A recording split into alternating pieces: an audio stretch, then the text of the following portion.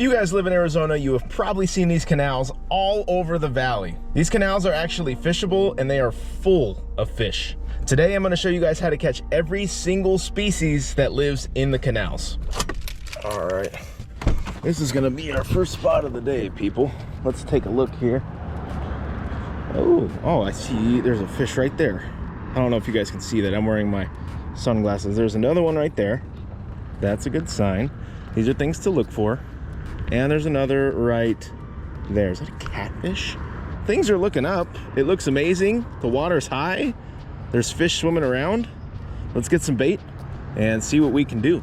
We're going to be doing the easiest fish to the toughest fish to catch here. So I'm gonna be going in order. First, we're gonna start with the easiest, which is carp. We're gonna get set up and start doing that right now. What's up, Brock? Hold on. All right, guys, for this video, we're going to work our way up. So we're gonna start with the fish that is easiest to catch in the canals in Arizona, and then we're gonna work our way up to the fish that is hardest to catch here in the canals in Arizona. Hard to near impossible, almost. All right, so if you guys have been driving around and you live in Arizona, you know that Mark doesn't have the bottom of his rod holder. A common question I get is, what canals can you fish legally? So, all of the canals that are SRP, you are able to fish legally here. You guys may be able to see, sometimes they have it on like a gate or the facility, or those little plaques that you see with the red stop sign. Those basically just say that no vehicles can drive here that are unauthorized. However, I personally have never had an issue parking right next to those signs or parking out of the way of the dirt road that the SRP workers need to be like moving on. The other two types of canals that are here are the RWCD and the CAP canal, the cap canal. Those, I believe, you are not allowed to fish at all whatsoever. There are some areas of the cap canal that you can fish that are not gated. Basically, if it's not gated, it's pretty much fair game. After looking at this again, there's actually no requirement for signs to be on private property here in Arizona, which is crazy to me. So basically, you can be trespassing and there's zero way for you as a citizen to find out if you are. I 1000% do not agree with this. I believe if you have private property, you should have it posted. It looks like you can submit for an authority to arrest, and this is where it needs to be posted at every reasonable entrance and regular interval on the property. We're going to be starting with carp today. Carp are probably the most common fish here in the canals per square mile. They are just in every single section. I don't know why. SRP actually stocks the grass carp in here to keep the canals clean. They can eat like, I don't even know how much per body weight, but it's pretty cool. There's all kinds of carp in here. There's koi, there's mere carp, there's common carp. These are fun and they're very easy to catch. Everybody can do it. You don't need a complicated rig. I'm gonna show you what I like to use and then an alternative for that as well. All right, I really like to use a sliding weight here. Any kind will do. If you prefer to use a snap swivel, not a snap swivel, if you prefer to use a slider and clip a weight on there, that will also do. A bead to protect the knot, not essential, but you can use it. I like to do it. Sometimes I just get lazy and I don't tie it on there. I like to use a hair rig here. You put your bait on the bottom of the hook and this hook will catch them right in the bottom of the lip. You do not need to do this though. You can just use a regular hook, put your bait on the hook. I've also done that. You guys have seen me do that as well. That will work just as good if you don't want to get too fancy with it. Carp are kind of a weird fish. They really like carbs. That being said, my favorite bait for carp all around is white bread. Wheat will also work, but white bread just has a really good consistency. It stays on the hook very well. You could also float it if there's fish eating off the top, which we will probably do here today.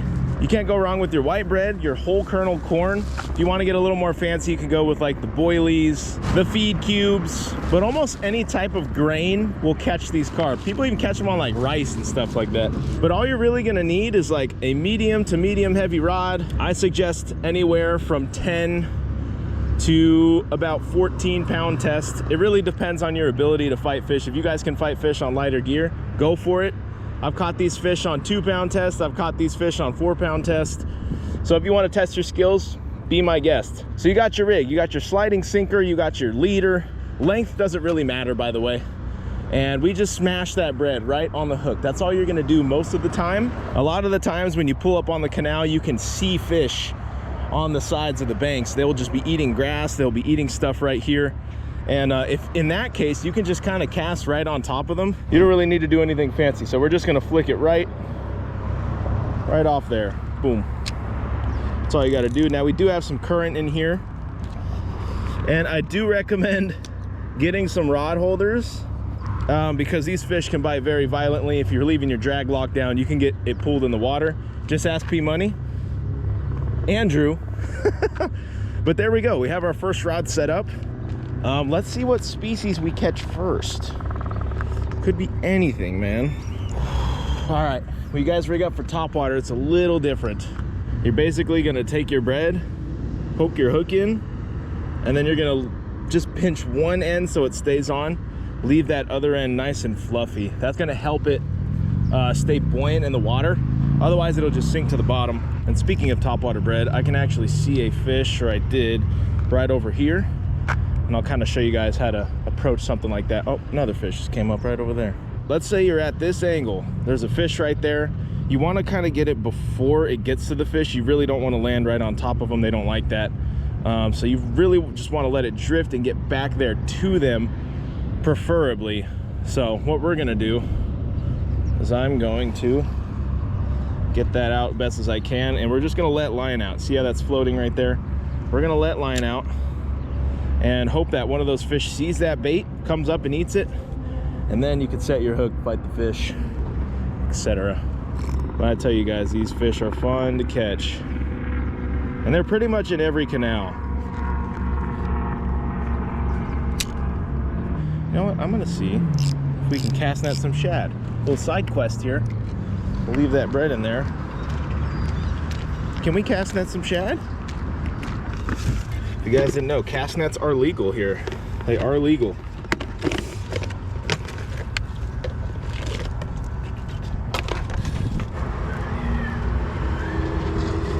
Oh my gosh, my rod. We got picked up on the freaking bread. Oh God, and my reel blew up. That's what I get. That's what I get. Is he even still there? Yep, we got him. That's what I get for trying to grab my cast net. Well, our bread got picked up here. We weren't even watching. And we got our first carp of the day. It looks like a grass carp. And this is one of like probably 4 species of carp here that you can catch. Let's get them up here. These guys don't fight as good as a common carp, in my opinion. They make these little runs right here. And then you'll get them up and then they'll make another little run. But hey, they could be fun. They're really fun to catch on top water for sure as well. And this is where your net comes in handy. Although we could walk all the way down to the ladder, it's just inconvenient and I don't like doing that. So this net was made out of a paint pole from Home Depot, and then I just screwed on an old net, bought a new net thing so it's deeper. Boom, ultimate canal net. This extends if we need it to. There we go. There's our first fish of the day. That easy. And it can be that easy, guys. Like I said, we're going easiest to hardest. This is definitely the easiest one to catch out of here. So let's get them unhooked. I'll show them real quick. These are the ones that are protected, so you need to be careful handling them. They can freak out on you. I know you can't really help that. So we're gonna pop the hook out. There he is real quick. Little Amir carp. You can tell them by their big scales. Their mouth is different than a common. And we're just gonna get this guy right out of here. I don't wanna hurt him too much. First one of the day. First one of the day. There we go. That's how you get them on topwater bread. We'll see if maybe we could get one on the bottom. If not, we'll switch to our other species. Hopefully you guys have a good idea of how to get these carp now. I don't know how to find a spot on the canal. Where are these canals located? That's a common question I get. I'm actually gonna throw up a map for you guys right now on the screen. Boom. These are all the fishable SRP canals throughout the valley. They'll show you exactly where they go. You can see where they branch off, and you can make your own determination of where you want to go. The canals are probably the most hit and miss fishery in Arizona. One day I could be here catching these carp. I could come back tomorrow and they could be completely gone. The reason for that is these canals are miles long, oftentimes without breaks in them. And for that reason, you know, these fish can move up and down anywhere. If you're willing to walk and sight fish all the way up and down until the next break, I'm sure you could find them, but sometimes they just seem to disappear. Also, some canals get drained every year and refilled, and those fish don't always come back. So don't be prepared to have a consistent bite out here. Some days you get them, some days you don't.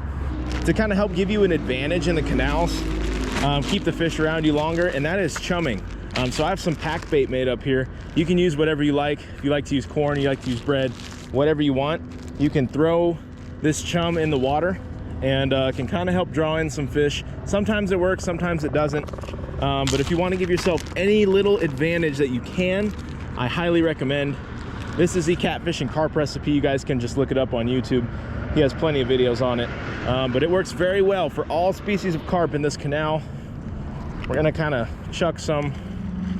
That's gonna just spread on down the canal. Yes, chumming is legal here in Arizona, and corn does not kill fish. Don't worry about that. I don't know how that got started, but it does not. If you think it does, send me an article with research showing me that it does. I dare you.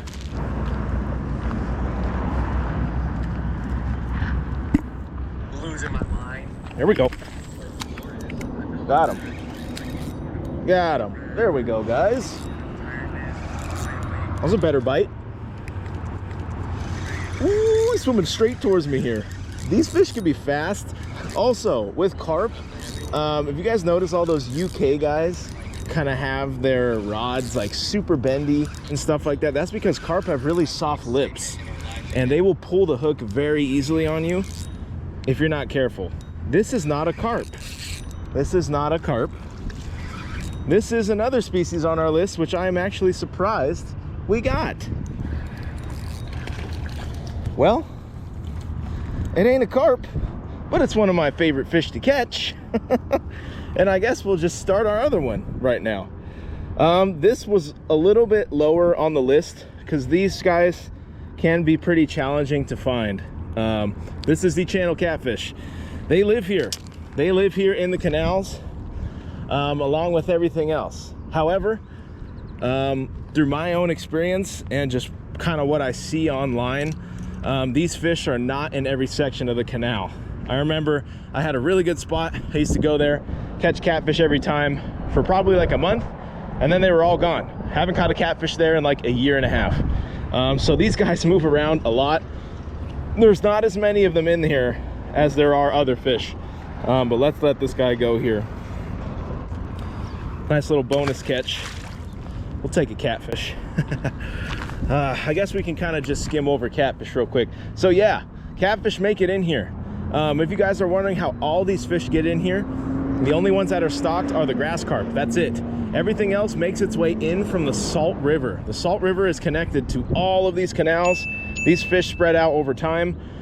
So because of that, that's how the bass, the catfish, the bigger catfish, which we'll get to a little later, all make it in here. And for the catfish, guys, for the catfish, the way to find them is basically just trial and error. Unless you kind of know somebody who knows where they're at. Sometimes they're in the canals and sometimes they're not. I can't tell you how many times I've tried to go out and film a canal catfish video again, and it just has not worked out because they're so hit and miss. They're so hit and miss. But to catch the canal cats, it's basically the same as the ponds. I really like to use chicken liver. You could use hot dogs, anything smelly. You guys know that striker punch bait I use? That bait also works very good in the canals as well. And honestly, when you find one catfish, you're bound to find some more. So we may catch some more here, but because of how spread out they are everywhere, I'm gonna put them down on the list. So it's gonna go carp, then it's gonna go bass, then it's probably gonna go catfish. I'm hoping to get one more carp, and then we can move on and chase our next species, which is the largemouth bass. I know the bass guys are like, yes, there's bass in these canals, and they can be a lot of fun to catch. One of my favorite ways to target them is with live bait, that being live bluegill, live minnows, and live worms. This is probably one of the easier methods to get them. So if you guys just want to come out here, take your kids, have a good time, almost guaranteed to catch fish, definitely use those baits. I'll show you guys how to rig them up, and this will just be based on the size of bait you're using. If you're using bluegill, those are a little bit bigger. You want to use a little bit bigger bobber. If you're using just worms or minnows like me, a smaller bobber like this will do just fine. That being said, I really like the Owner mosquito hooks. in size 6 and size 8. These hooks allow the minnow to swim around nice and naturally, and it'll help you hook your worm nice and naturally as well. It's just a very thin wire hook, and they do freaking amazing for these bass and other predator fish that are living in the canal. As for depth, you kind of want to play around with that. This canal is a little bit deeper, so I have it a little bit deeper for now, but that'll vary based on where you're fishing. I don't even know if there's bass in here right now. We're just going to be trying. We could totally just get skunked right now, so I don't know what's going to happen. I need some split shots though. Oh, carp rod. I saw it. He's still there. Got him. Got him. Got him.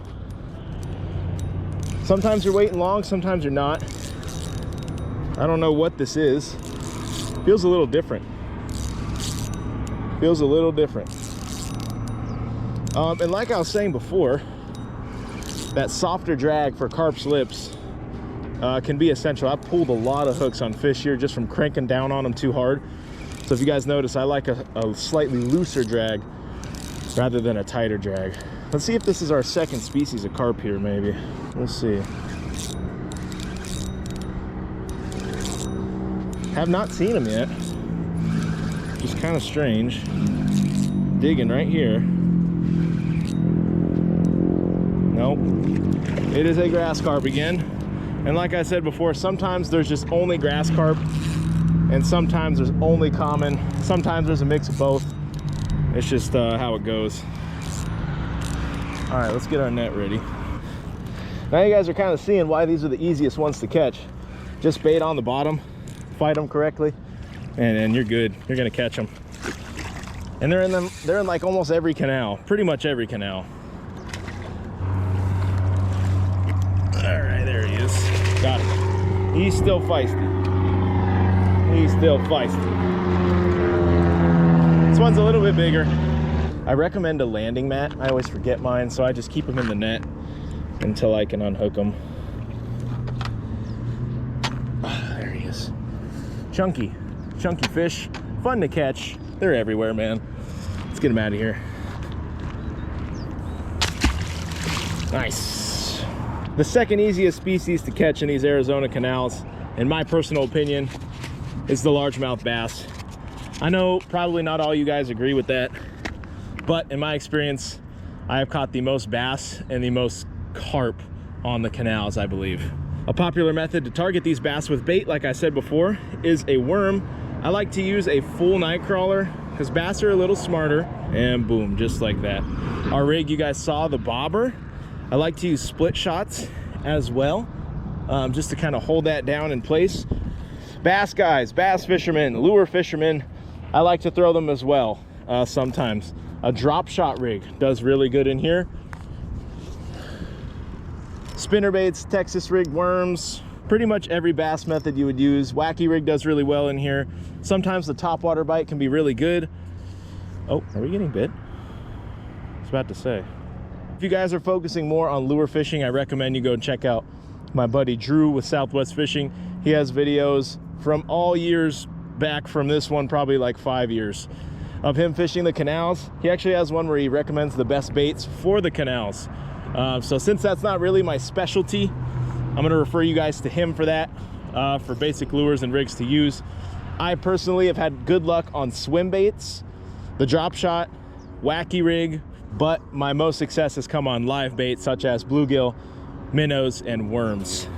And to target these bass, a lot of the times they'll be sitting right at the end of these ladders, the little breaks in the canal, all the bridges, basically any structure you can find in the canal, those bass are going to be hunkered down. Sometimes they can just be right out in the middle randomly, but these are good starting points for going to fish for the good old largemouth. Well, we've casted around the obvious areas for the bass. We haven't really found anything. So what I think I'm going to do is pack up and move to a section that I know there are some resident bass at, and we'll go catch them up. The name of the game when canal fishing is moving. moving is gonna catch you fish here. The fish are just so spread out sometimes, so you really gotta put in the work. You gotta walk to find these fish. And then when you do walk, you don't always find the species you're looking for. That's just how it goes. This is me keeping it 100% real. All right, my friends, we have arrived at our next spot. It's looking juice, crisp. Hopefully it's full of fish. It's moving too. This is our next spot, a little spillway. All these spillways all across are always great bets for largemouth bass. They like to hide right in between these, and even in the taper offs, and even on the sides. We're gonna throw around a worm and see what we can do. Now I know I'm using worms today. That's kind of because I'm on a time crunch. I didn't have time to go up and get minnows. But I would say that minnows, live minnows, are probably the best bait here to actually catch largemouth, because it'll even catch the pressured ones. There's something about a live minnow, they just can't resist. And so that is what I recommend if you guys just want to catch fish. If you want to be a bass fisherman, go around, throw the soft plastics. That's also another way to do it. Spillways are always good bets. We're gonna throw right in that little middle part, that slack area. See what's going on in there, if anything. Just watching that bobber. When we do get bit, it's just gonna shoot right under. We're gonna let that go to the taper out. This is oftentimes where there will be also right out here. You just never know. But for the most part, if you don't catch fish within 15 to 30 minutes on a section of the canal, the odds are you're not gonna get bit for at least a few hours. P Money went out the other day, and I don't know how many hours he went with no fish. I think he went like 7 hours with no fish sitting in one spot. So yeah, if you wait long enough, they will swim by, but odds are it's just not gonna happen for you. All right, maybe we'll try on the bottom. Haven't had any luck floating it around, so we'll take that off.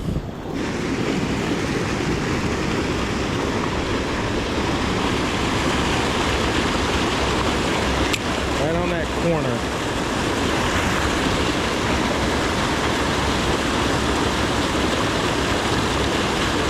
I'm getting bit right now. Fish on. Fish on. Let's go. And just like that, you got to choose the spot correctly and they'll bite it. And there is your largemouth bass. Now this is not a very big one, obviously. I know that. The biggest I've seen caught out of the canal is probably Porter's. That was a 5-pounder, I believe. Little largemouth. We're gonna get him out of here. We don't want to eat that fish. Perfect. But that is a foolproof way to pretty much always get a bite with a worm. The fish that was next on the list was the channel catfish, and we ended up catching one over there. As I said before, I think the channel catfish is more common on the west side of town. We fish on the east side of town. I recommend fishing those canals out there. That's where I have had the most success. Oh, there's a bite. Fish on. Let's go. Never mind. Let's go. What do we got? Oh my gosh. We're just catching everything we did not anticipate to catch. There's a bass following him. Oh, there's a bass following him. Guys, there was a bass following him. We just caught a bluegill, which I guess we'll touch on the bluegill and the panfish in here. There he is. That's a pretty nice one on the worm. That is what I like about the night crawler. The night crawler will catch pretty much every predatory fish in this canal system. I hardly, if ever, see anybody catch these out of here. They're just so few and far between. It's kind of impossible to target them specifically without catching other things. So there we go. There's a little panfish. They are here. You usually get them by bycatch. That means you're fishing for something else and then you happen to catch them. But they could be pretty fun. They pull hard, just like any other bluegill. The bluegill, the panfish, the tilapia, those things, man. They're just not common. And for that, they are the second hardest fish to catch. So we have carp easiest, bass second easiest, channel catfish, and then we have the panfish, aka bluegill and tilapia. I'm gonna put tilapia in the same category because although the tilapia are a bit more common, for the most part, they are just schooling fish. They bite when they want to bite. A lot of people catch them by accident. You can't really target them in the canals. If you guys think you can, let me know. Sometimes they're feeding and sometimes they're not. A lot of people catch them while bass fishing accidentally, because they'll hit lures, they'll bite pretty much any bait, worms, bread. Same goes for panfish. So targeting panfish in the canals is a little tricky. It can be done, but it's not really something that is common around here. So if you want to catch one of those dinner plate tilapia, you're either going to have to find a bunch of them on top of the water. Sometimes they're very visual, you can see them, and sometimes they're just not there at all. Sometimes you'll happen to catch them while carp fishing, sometimes you'll catch them while bass fishing. It's just kind of a hard thing to predict. Now, before we get to the last species, I figured I would show you how spooky these tilapia actually are. So we're down here on a different section of the canal, showing you guys exactly what I mean. Oh, there's some grass carp in there. See, those, they're spooking right there. Look at all these grass carp. Look at this. Grass carp. There's a huge school of tilapia over here. Another school. You guys just see them moving around? Hopefully you can. Right here. Right here moving. And this is why, guys. This is why. You guys see all these fish here in the water swimming around. These are tilapia. There's a nice one in there. Really nice one in there. Probably throw a worm, I don't know how many times, and we're not going to get any of these fish to bite. There's an albino one right there. You guys see that? That's pretty cool. The last and final fish, and I think this is the most difficult fish to catch here in the canals in Arizona, is the flathead catfish. The flathead catfish have been in these canals for years now. However, they have not really established a population. That being said, it is basically like fishing for a needle in a haystack. You're fishing for a bite or two a night if you're lucky. And getting bait can be quite the hassle. So, all right, so some of you guys may know, last year I actually attempted to catch a flathead out of the canals and we were successful. However, it was a severe struggle, so I just want to share some tips with you guys if you do decide to target these fish. You cannot transport live bait here in Arizona, and that makes it extremely difficult. Due to the lack of bluegill in the canals and small size carp, it can be almost impossible to find bait. With the population so low, you are basically fishing for a bite or two a night if you're lucky. I had plenty of times that I went out there and never even got a bite. I think I went a total of 9 times, and I managed to catch one flathead, one baby flathead. The rigs that you can use for the flathead consist of the Carolina rig and the 3-way swivel. I think these are the 2 most basic ones that you guys can use in the canals. The canals are very shallow. There's not a lot of structure. The thing that just sucks the most is waiting for a bite, because like I said, you can be waiting all night and not even get bit. So if you guys are willing to accept that mission and put in the struggles and put in the time, you may or may not get one. Hope you guys learned something in today's video. Thank you so much for watching. We'll see you in the next one.